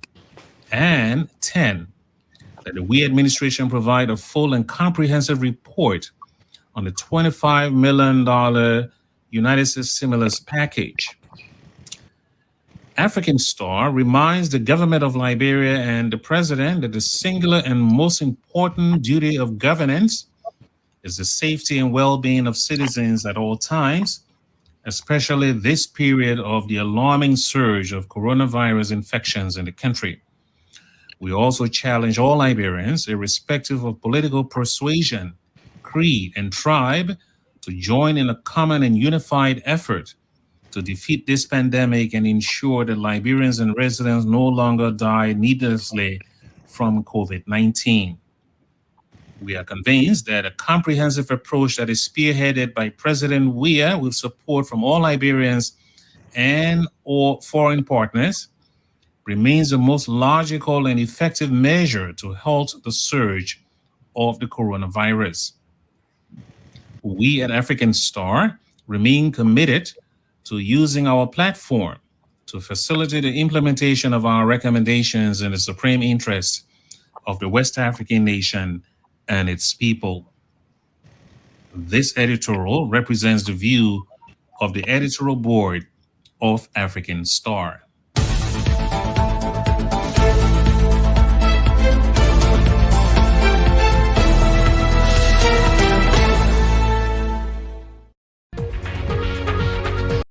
All right, that's the editorial there from our sister affiliate, the African Star newspaper. And I think fair balance, broad government portions, and also it talks about make some recommendation. Okay, the number is there, and I was asking that people should hold fire calling until we wanted to make sure to get this editorial going. So whoever wants to call now, you can call that number. All right, guys, listen to the editorial, which of course the people expressing her view, but not just on it critique, they also make some fine recommendation to national government. Let me go to this caller here now. Okay, caller, are you there? Caller, are you there? Hello, caller. I'm not hearing you. I don't. Oh, the number his phone went off. Okay, guys, let's go ahead. Those are recommendations that to national government. Okay. Okay. Let me just say something quickly. I think the recommendations are all good. I don't think there's anything wrong with them. I think what needs to be known is whether the government has anything in place. Without that information, I don't think anyone can say that in fact the government is not doing any of these things that the recommendation about. And here's what I want to say. I know it's going to sound a little bit controversial to a lot of people, but I think Liberians we find people to blame, for even the things that let's do that because we'll be wrapping up soon. Let's get quick reaction from the callers here. Okay, all right. Okay, 952 number. Are you there? What's your name and where are you calling from? Yeah, this is Prince Double. Okay, Mr. Double, good evening and welcome. Yeah. I listened to the show and I listened to the recommendation and I listened to view. I mean, the COVID thing, our politicians in Liberia, especially the opposition, need to understand that this COVID not going to affect only government officials. It will affect every Liberian. Any Liberian. So why are you placing emphasis only on opposition? Your opposition needs to honor. On Facebook and everywhere you go, they're all taking this thing and making it like a politics thing. This is disease, something that we don't even know what kind of sickness is here, and people want to make this thing like a government voice, a damn politician. They need to take the step of coming, the picture you show, and get on the feet and see how we can put this thing to rest. Okay, 609. Will you please hold on 1 second, Prince? 609. You're listening to something. Please lower your money. Please lower I mean, you can't be in two places at the same time. Thank you. Go ahead quickly, Prince. So I'll go to them. So you see, we have to put ourselves together and call our family back home. Some of us on the side and tell them.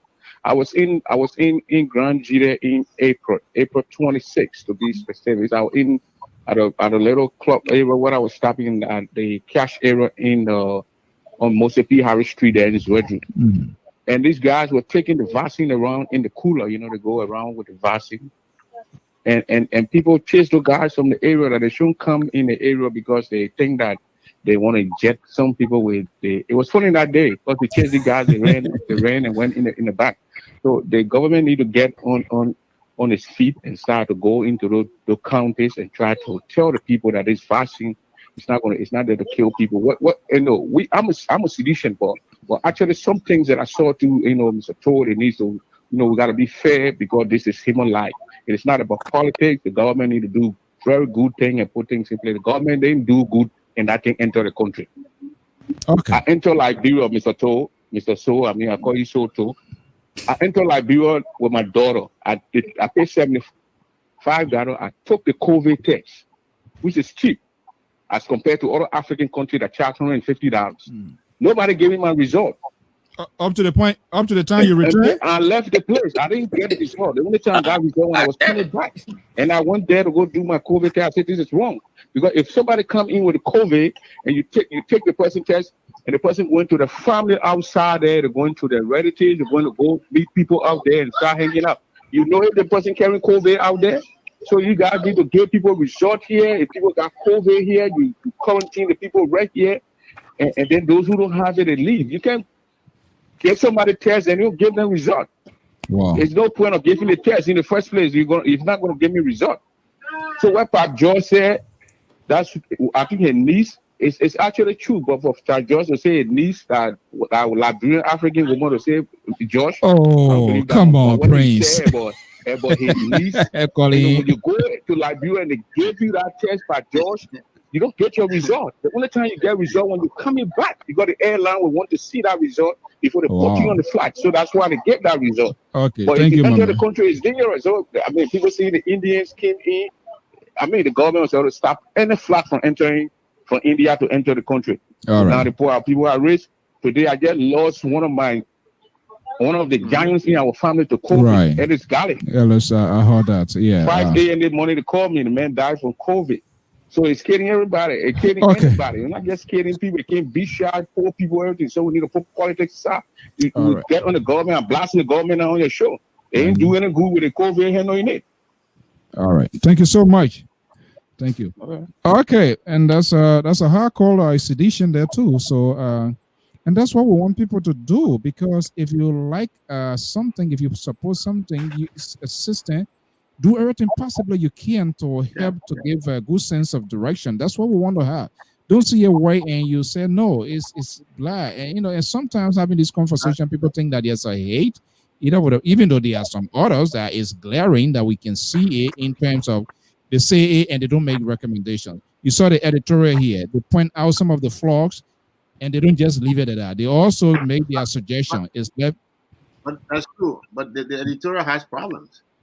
They shouldn't only be just making their suggestion. What is African Star doing in this battle? The awareness. Where's the awareness they created? Show to me. Where is it? So by having this editorial pointing out and making suggestions, How many person read the editorial? Is that the only way they can contribute? It's out there, so Professor. Was somebody question whether you are making a contribution, taking time here, having this discussion? So that's what, Mr. So, you are making a meaningful contribution. It's different. The people who run African Star are my good friends, and I'll talk to Kai tomorrow and tell him they can do more. I appreciate the editorial, but I think they can do more. This is not just a battle. They just played the editorial, and you saw them. So he played yet?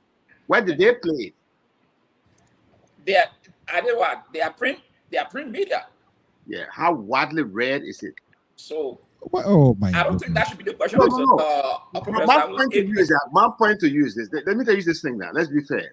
Look, we can criticize, we make suggestions. Then we should also be able to do more in this battle. Now, when you say more, what specific more you are talking about? I'll say more, but the point out. Okay. How many stations? What have they done? Have they bought a spot on a local radio stations in Liberia to play the editorial? Have they bought spots on it? Have they done an advertisement to be played on different podcasts? You took the opportunity to go and play on their behalf. I bet they didn't approach you and say, Mr. So, play this on your show for us. Did they do so? Of course. Well, from time to time, once the editorial it addresses specific critical issue. It's not everyday editorial. I agree. Every time we don't do editorial, we play it, and it's been popular. It's all out there. The audio is all out there. So it's not African Star that is doing it. You are doing it. I know African. I just read one of the articles they wrote. The level of speculation while they are alive. Let me go to the caller. Those are my friends. Kai is my buddy. Right? Let me go to the caller here quick here, Professor. 215. Are you there? And take your issue with Kai. Good evening. Go ahead. Yeah. You call me right after here. Just watch. Okay. Yeah. Listen. You call Mm-hmm. me. I just want to make a quick suggestion. I know a lot of times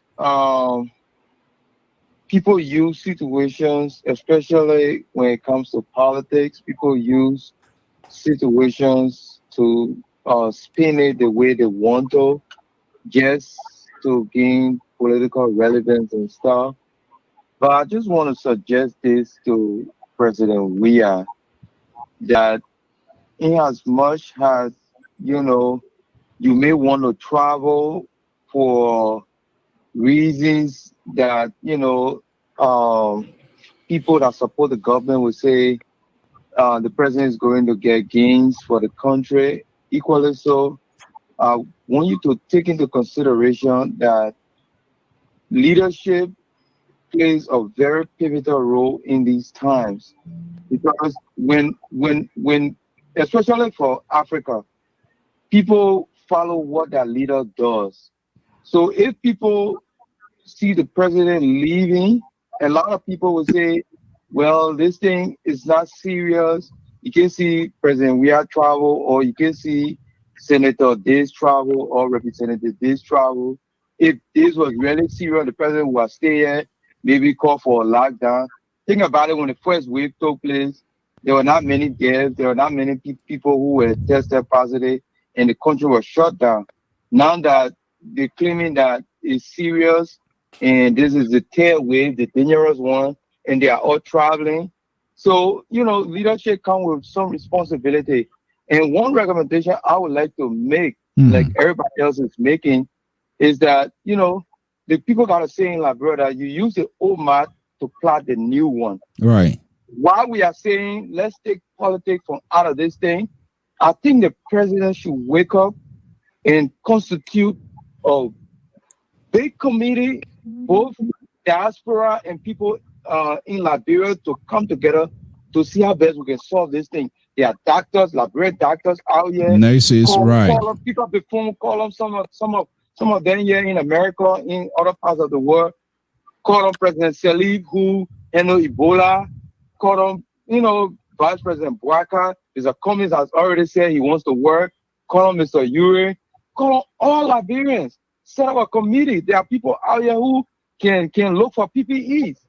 They know how to get PPEs. There are people out here who know how to get vaccines and stuff. All right. Upon them. And then we all can see how best we can solve this thing. Instead of, just leaving it and saying, oh, because if people want to help, they can come and help. Sometimes people wait for their leaders, even though they want to help, but they want their leaders to call on them to prove that if I give this help, they will accept it. Right. Because that's Africa for us. Okay. So that's my contribution. All right. Thank you so much. And this is the kind of conversation we want to encourage here.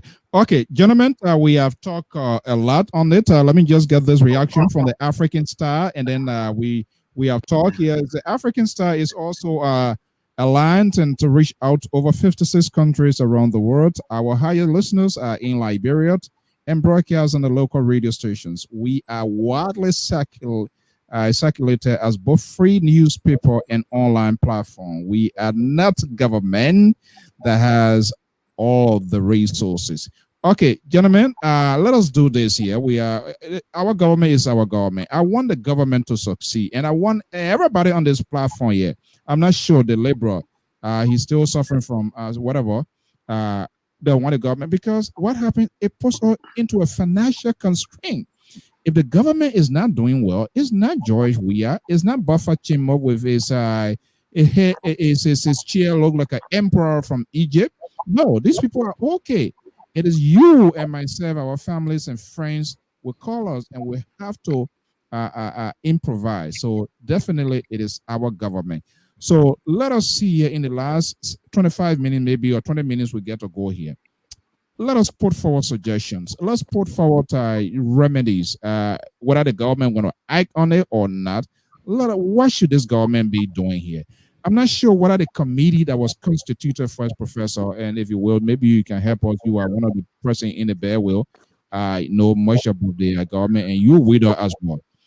I'm not sure whether that committee is still in place, and if that committee is still in place, Do you think there's a need to revisit, to restructure, and bring people? And I think the last quarter, Professor, he made a good point. You can tap into the expertise of the diaspora in Liberia, not just only America, Europe, Asia, all of places.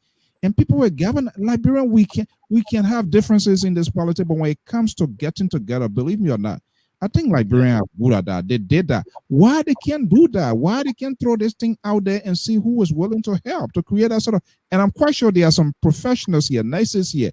Dubanyan said that the other day. He went to Liberia, contact the people, and nobody helped Minister Family. I would do that.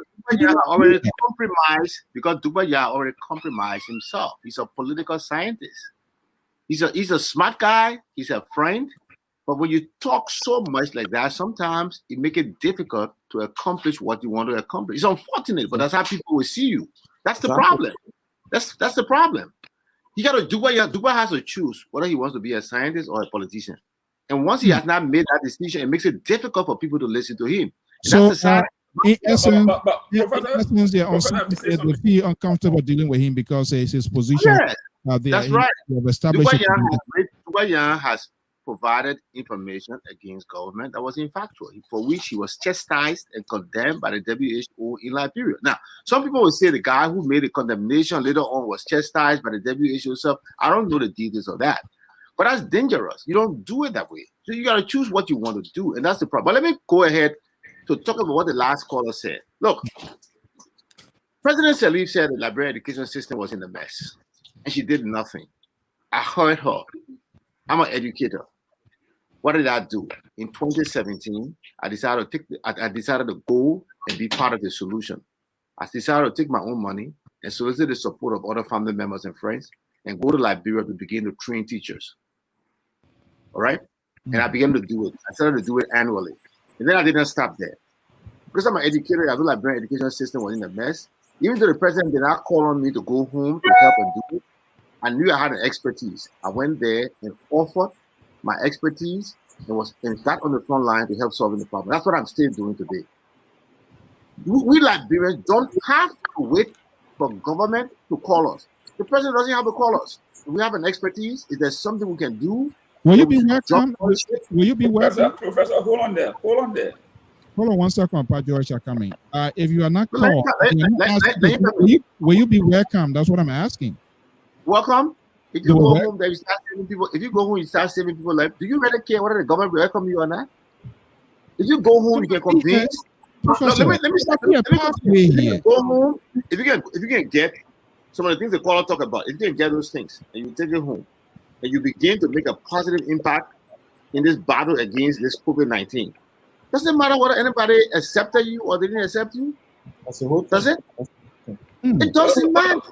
No, we don't need to be called to go and solve our own country's problem. The problem is we want to do it. So hold on one second here. Let me state a perfect example here. I want to be a little bit concrete, not abstract. You have the liberal progressive here, even though we don't agree on so many things, and he also made a sacrifice going on to train these young engineers and stuff like that. And he has reached out and out and out. We have bought I don't know how many phones for him, phones for. So are you saying, even though the ministry or the government has not said, oh, there's a Liberian son who is an expert in this area, he should go here and just find company and start making royalty highway? Don't you think they're going to send him to post-stacking or something? That's a different thing. Why make it different? Let me finish. A Liberal progressive will bear me out. The Liberal progressive continues to maintain relationship with some engineers back home that he still can impact on. Mr. Toole, am I correct? Do you need the government to be able to make impact on some of the young engineers that you deal with on a regular basis? Do you need government approval to do that? No. Thank you. Let me ask you this. No. Let me ask you this. I've been quiet for quite a while. Me too. On purpose. Yeah. What would I say? What? No, go ahead. We don't say one hard question for you later on when you finish. Exactly. But let me ask you this, Professor. When you talk about Dr. John here, you said that he has, in a sense, poisoned the well. In other words, he has to choose as to whether he wants to be a politician or a scientist. And the fact that he's a scientist, I'm as a liberal, that's something that I'm not quite comfortable with? Are you saying that because he's a scientist, he should then suppress his political ambition? No, not so. But Mr. Tool, let me say this to you.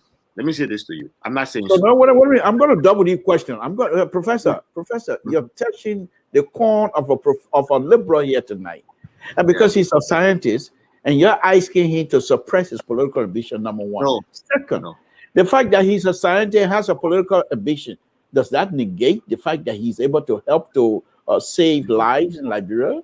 No.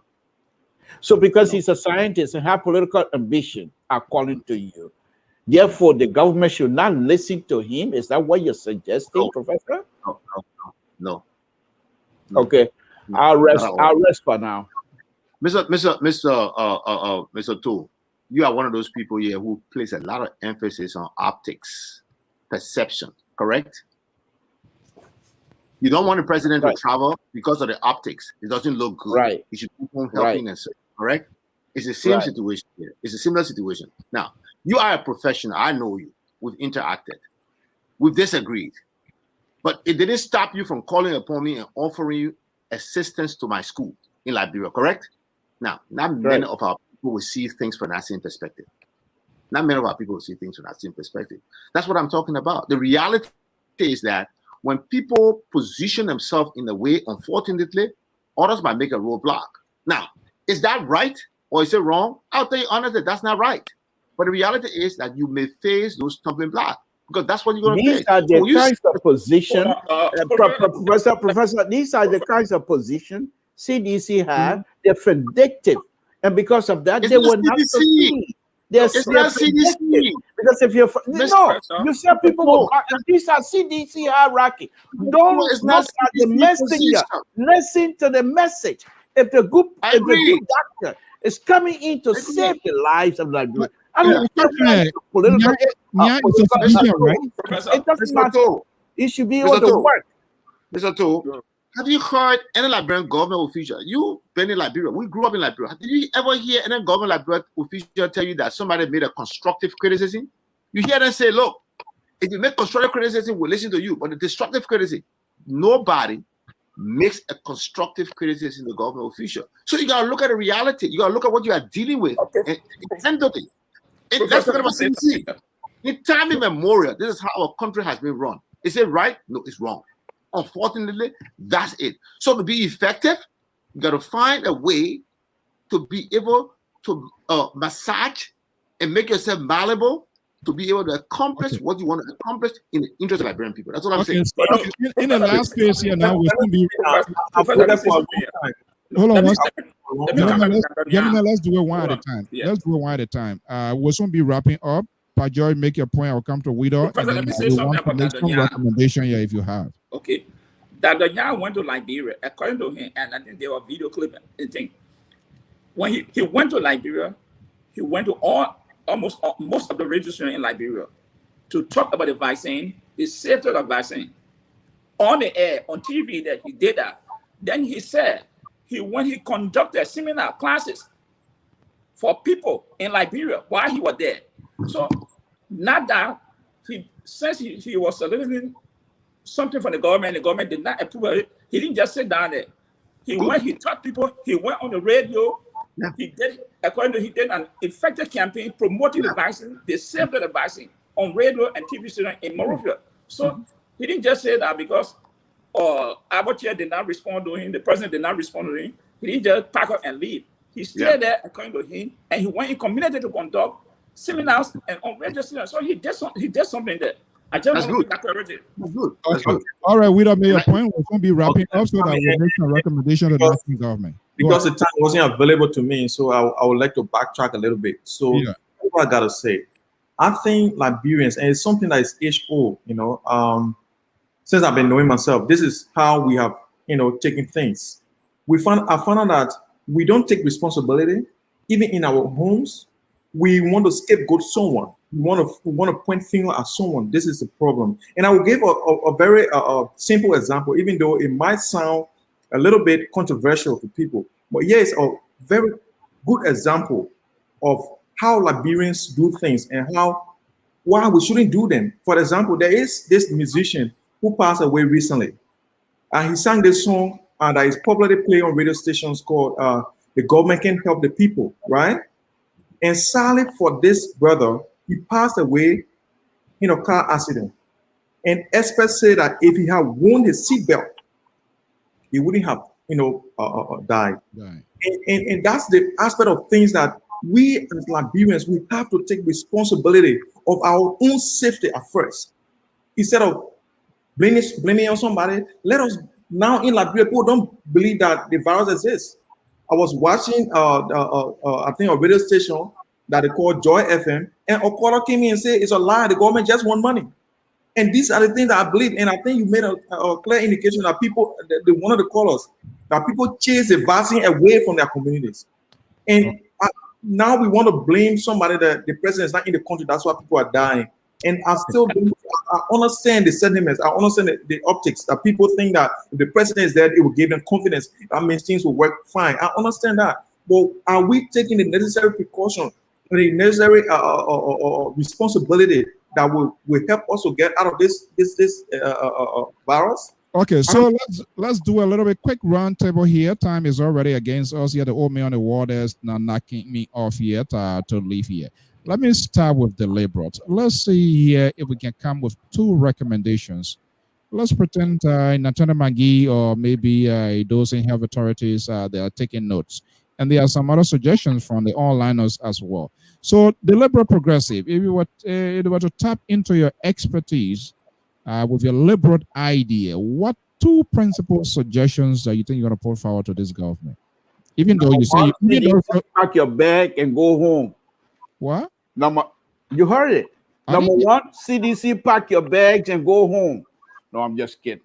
No, seriously. In this type of time, Mr. So, to be serious here 1 minute, in this type of times where Liberian lives are on the line, I think the president going to France and what have you, those are not paramount to what we're discussing. I tried to make my point here by speculating because I feel the government has not had the seriousness to actually involve the Liberian people in whatever they're doing.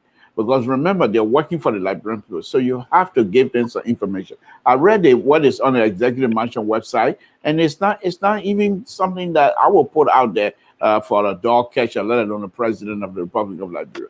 Now, in terms of recommendation, it's not late yet. Once this president get back from the visit, this president, Honorable Comey, has already reached out to him.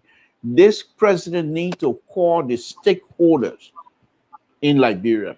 Forget about we, the big mouths in the diaspora. We mean nothing. We ain't got no voting right. We can stay and do all we want. We really don't mean anything. But the stakeholders themselves on the ground, let him have meeting. Let him have meeting. You are operating within 1 minute, please. Excuse me? You are operating within 1 minute. That's part of the system we are trying to put together here. Ain't no system here when it comes to me. Now you want a system. You got a Donald Trump. When it comes to me, one system, but when it comes to other people, there's no system. That Donald Trump trick is not going to work with me tonight.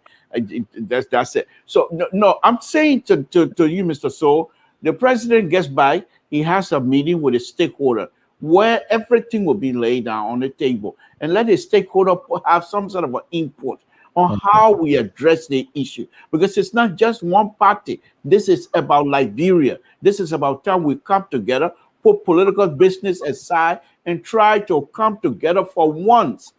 And let's do away with all of these hypocrisy and what have you. Bring these people on the table and listen to them. Okay, what I will be willing as well and undo the insults. And I really don't care where shoe, where gown the president wear. It's insignificant to me. Let them get to the issue here. Pa George, what would be your recommendation? 1, if to get a rapid test at the airport, if you increase the fee from 75 to 150, do it. That in 20 minutes, anybody that arrive at the airport should have that test result within 20 minutes at the airport.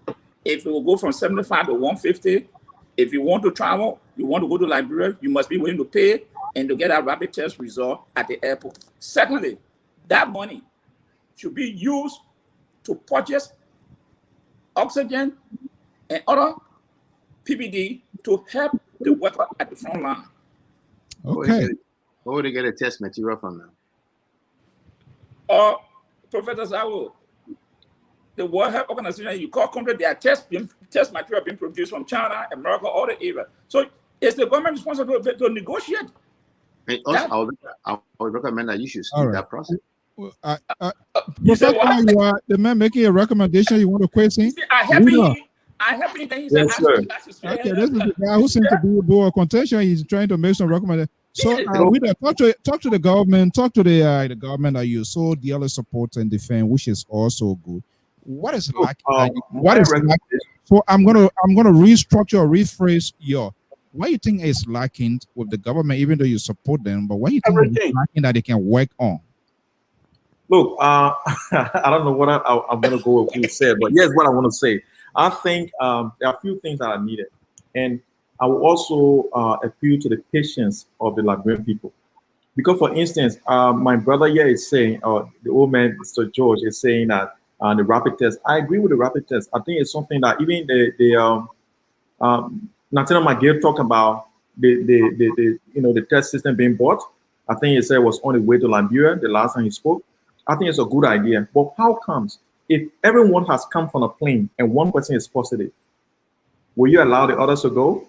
No, that's why contact tracing comes in. You will grab everyone and put them in the place. And it'll be somewhere for that time.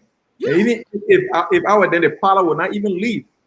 He has to be quarantined as well. So I think there are a lot of things that has to go into play to make the safety net that we need in Liberia when it comes to this virus.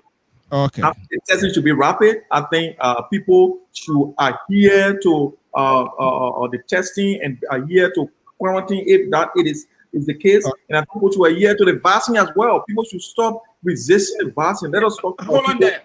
Okay. No, that's leaving. Let me go to Professor Zawlo for his professor. Yeah, you talk to people, you get schools in Liberia, and there are a lot of voices tone coming in your ear. What is lacking that this government needs to do? We all need to rally around. It's a national cause here. What they should be doing now? I think Mr. Widow started it first. He said it best. We want to appeal to the patience of Liberian people. And I also want to appeal to Liberian people to respect science for once. That the information about COVID-19 is factual, and the information about the vaccination is also factual. The vaccine can prevent serious illness and hospitalization, even if you get infected. Now, when it comes to our country, I think we need to do more in protecting our borders. I think we presently, the major source, this vector, seems to be moving from India and this new very contagious Delta variant. I think people in certain countries must not only do a rapid test, but we should find a way that people coming from certain countries should be able to document that they have been vaccinated before they enter our country. Because unlike some other states or some other parts of the world that they have the technical know-how, they have the logistics, we don't have it. So we got to be very careful as to let people into the country. Because when you people are recommending about quarantining an entire plane, if one person has it, that's going to be tough. And the science says that if at all you're fully vaccinated and you come in contact with somebody who had the virus, you don't necessarily have to isolate. Okay, well, folks, so vaccination is the way forward. All right, this is all gonna. Widow, my man Sana here. Somebody gave something the other day. They say, keep Hassan. When question come, when you hear him say, let me say this. And then we come to Lpr here, Widow. This is what I would say. Then there are some sort of qualities within the with them here. But gentlemen, I want to thank you so much for this conversation to all our men and viewers and listeners, wherever you are. This is Liberia. It's all about Liberia. Our conversation must be with civility, so we can disagree. And, we'll talk on some of the issues confronting the challenges. It's not just on the political. There are social challenges and all embedded within the political systems in Liberia. Until then, so let's go to neighboring Côte d'Ivoire as we sound of this music here to take our own. Also blow and no. Oh, hallelujah. Something, you know what I call Biker Blue, eh?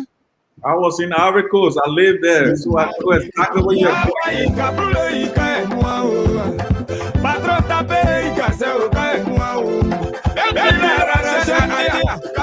Well, folks, that's how we're going to put a curtain down here this evening. I'm Alfonso Zian, so right here. Our team of analysts, contributors here, Professor Asisi, George Widow, the Lord Professor on this network, Samson Bronto, and of course, from Atlanta, Georgia, is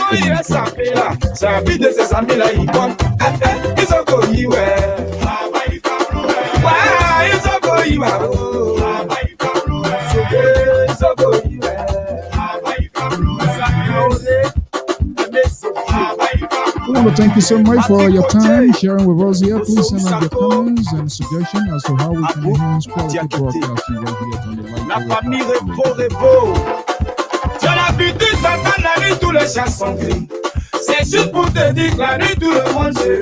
in the interest of African solidarity, take you to Modern Cote d'Ivoire.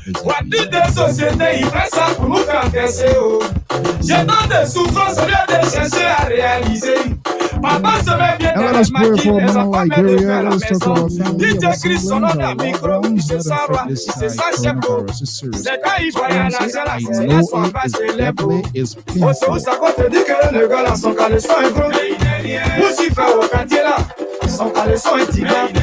want to thank you, Lisa Green, Tangua, Wanika, and Monsu, Mr. Jacob Daniel. And there's no way I can leave Anthony William Anthony out of the show. And Mr. Sati, and Yvonne to you. Thank you so much. And of course, our prime-time listener, Emily, good evening.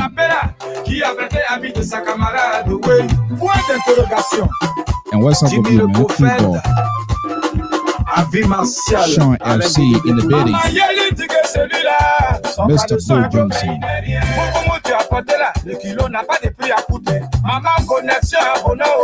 And Mr. Paulson Pie.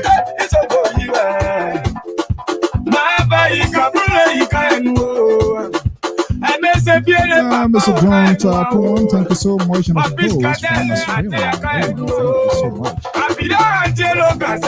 And my niece say, that's easy. Angelo Révélation, Diesco à Disco, simple de war, our war.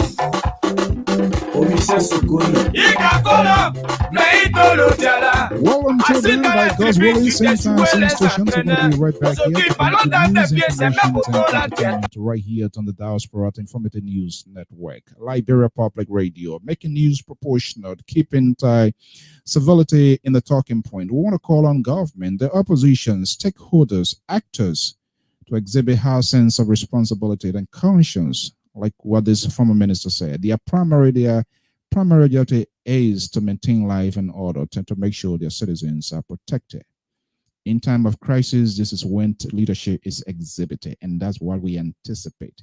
And I hope these senators, especially, in the interests of human interest and conscience mind, the bottom 15K made the law almighty to kind of retreat their mind, let that money be redirected or reallocated to tackle some of the things that are going. That just makes sense. We know it is constitution. They put it part of their law already, so it's given to them. Until then, folks, let's have a pleasant evening by God's willing. Same time, same station. We're gonna be right back here to have this conversation. Until then, I'm Alfonso Zian. So have a pleasant evening. All right, that's how we're going to do it. And let's leave it here. Liberia is our home. Whoa, whoa, whoa, whoa, whoa. Love is all we need to make it see. This is the time to come together. Keep Liberia safe forever.